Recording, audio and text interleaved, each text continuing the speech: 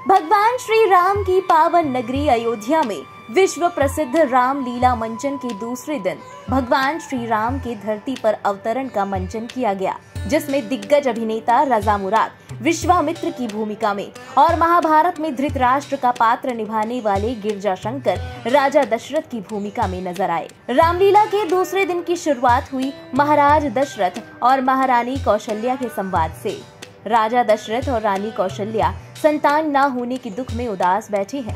महारानी कहती है कि महाराज, मैं आपको पुत्र ना दे सकी, रघुकुल का भावी शासक ना दे सकी, न जाने विधाता इस कलंक को कैसे मिटाएंगे।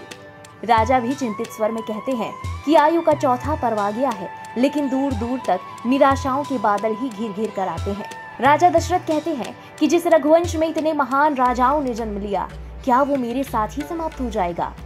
इसके बाद राजा दशरथ और महारानी गुरुदेव वशिष्ठ से विचार विमर्श करने का निर्णय लेते हैं।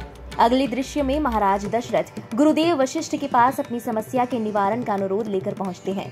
गुरुदेव वशिष्ठ महाराज को श्रृंगी ऋषि के पास जाने के लिए कहते हैं। इसके बाद महाराज स्वयं ऋषि श्रृंगी के पास जाते हैं और महाराज श्रृंगी पुत्रेष्टि यज्ञ करते हैं। इसके बाद श्रृंगी ऋषि ने दशरथ को यज्ञ से प्राप्त नैवेद्य का प्रसाद प्रदान करके ये कहा कि अपनी पत्नियों को ये प्रसाद खिला दें, इससे उन्हें पुत्र रत्न की प्राप्ति होगी। दशरथ इस बात को सुनकर अति प्रसन्न हुए और उन्होंने अपनी तीनों रानियों को ये खीर खिलाई, जिसके बाद रानी कौशल्या, रानी कैकेयी और रानी सुमित्रा सगर्भा हो गयी। इसके बाद अगले दृश्य में दिखाया गया कि एक दिन रानी कौशल्या भगवान श्री हरि विष्णु का स्मरण कर रही थी कि तभी श्री विष्णु स्वयं प्रकट होते हैं और रानी से कहते हैं कि पिछले जन्म में शतरूपा के रूप में तपस्या कर आपने वरदान मांगा था कि आप मेरे जैसा पुत्र प्राप्त करें। अब आपको दिए हुए वचन को पूरा करने का समय आ गया है।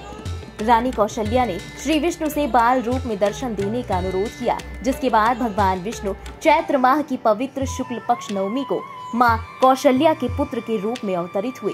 इसी के साथ महाराज दशरथ और उनकी रानियों को 4 पुत्र रत्नों की प्राप्ति हुई और पूरी अयोध्या में उत्सव का वातावरण हो गया। गुरुदेव वशिष्ठ राजकुमारों का नामकरण संपन्न करते हैं। अगले दृश्य में गुरु वशिष्ठ राजकुमारों को धर्म और शास्त्रों की शिक्षा देते दिखते हैं। इसके बाद चारों राजकुमारों को शस्त्र शिक्षा के लिए भेज दिया जाता है। अगले दृश्य में हम देखते हैं कि गुरुकुल से हर विद्या में पारंगत होकर श्री राम, भरत, लक्ष्मण और शत्रुघ्न वापिस राजमहल आते हैं।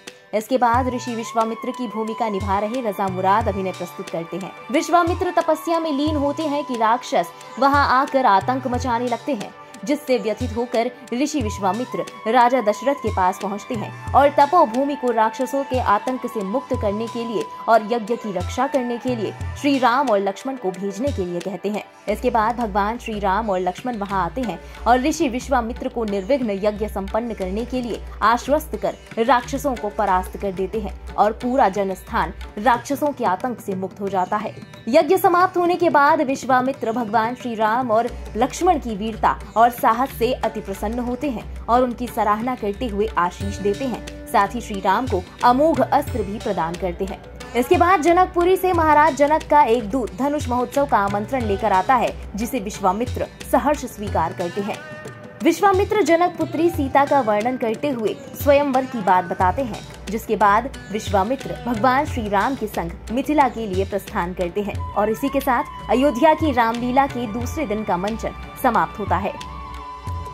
अयोध्या से इंडिया पब्लिक खबर संवाददाता विशाल श्रीवास्तव की रिपोर्ट।